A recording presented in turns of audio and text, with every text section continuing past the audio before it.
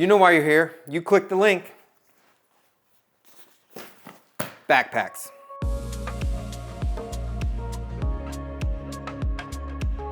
Today we're going to be reviewing a Gossamer Gear bag, the Mariposa 60. This is the Gossamer Gear Mariposa 60, one of Gossamer Gear's bigger bags, if not the biggest. It's a 60-liter bag.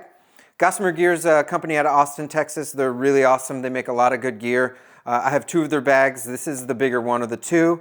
It's got a lot of nice feature sets. So one of the best parts about the Gossamer Gear bag is that it has kind of filled a void, in my opinion, in the backpack world, and it's coming in the middle.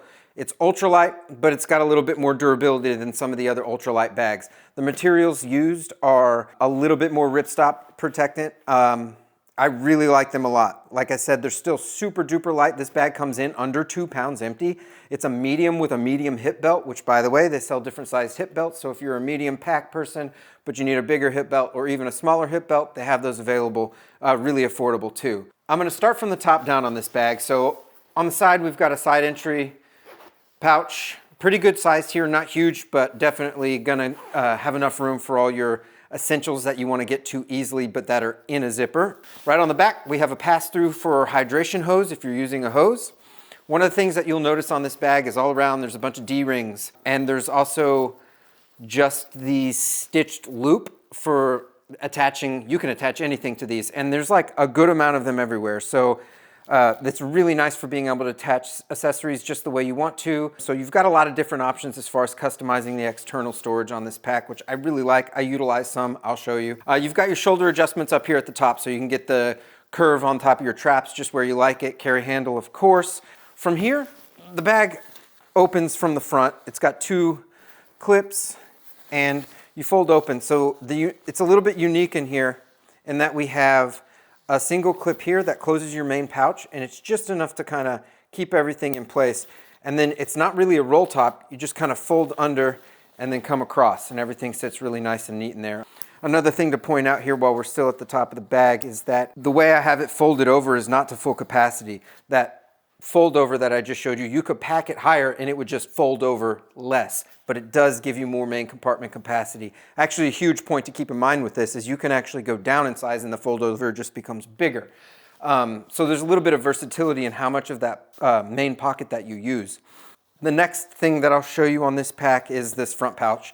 Mesh, really lightweight, breathable for any wet gear that you want to dry out during the day. Holds way more than it looks like it holds.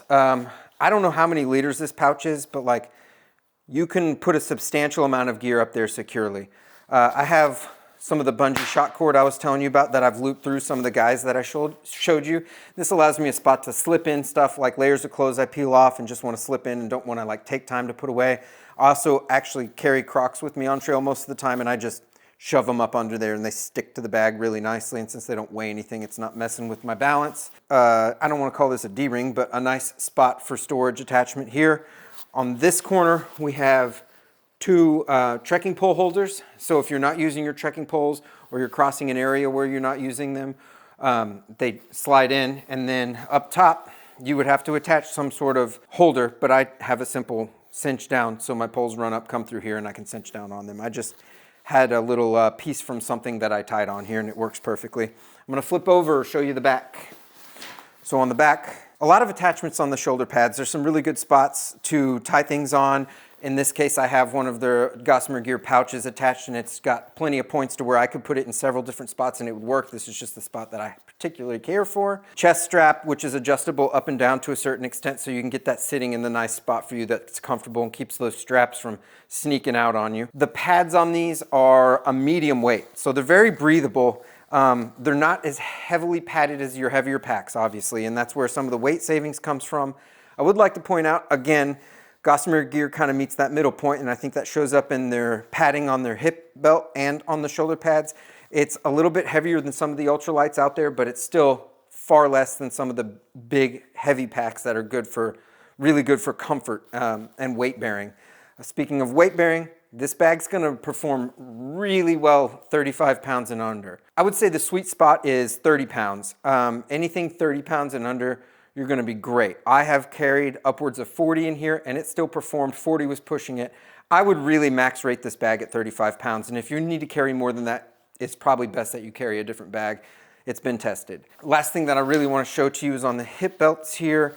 You have pocket on both sides, which is nice. I keep my snacks up there. It's lunch and snacks and on-the-go food is what I do. Just really accessible, boom, right there.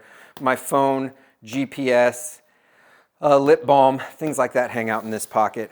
Let me open this up so we can take a look. So on this bag, the back padding is just under 2 mesh spots. You can pull it out, makes a really nice seat pad. I love gear that I'm already carrying working for something else. So I don't have to carry a little sit pad with me, which is super nice to have. But honestly, I would just gone without it. And this bag is nice. I can just slip it out in the evenings or whenever I make it to camp, pull it out, sit pads already on me. Side pockets on this bag are a really big talking point. Huge amount of storage on the side of this pack. On this side, you have 2 pockets, one low and one high. You'll be shocked how much you can fit in here. A really good amount of gear, nice and accessible. Over here is normally where I keep my water. It's 1 pouch on this side. It's big. You could use whatever pocket you want for water. This happens to work well for me. I use smart water bottles. I can still reach them from this spot, so they're accessible enough for me. But this is deep. You can keep a really good amount of gear in here. I really like the way that this bag balances out when it's packed. As you can see, it's kind of dense and a little bit broader than some with the pockets full. If you pack this bag properly, it's got really nice carrying balance. So I'm able to get the weight on my hips. I'm able to control the balance with the shoulder pads without having much force bearing down on my shoulders. I really, really like it. I've used this bag several times and it has not let me down. Not to beat a dead horse, but it really does come in that nice spot, that nice medium point of having good durability and being very, very light, especially for the capacity. Finding 60-liter bags that are under 2 pounds, there's several out there, but we're talking like a handful of bags that are worth looking at, and I really, really like where this comes in. Gossamer Gear has not let me down yet, and the Mariposa 60 is a fine example of a great pack. I hate to beg, but I'm gonna. If you like what you saw today, go ahead and give us a like and a subscribe. It's really gonna help the channel. We appreciate it greatly. Leave your comments below, and as always, keep adventuring.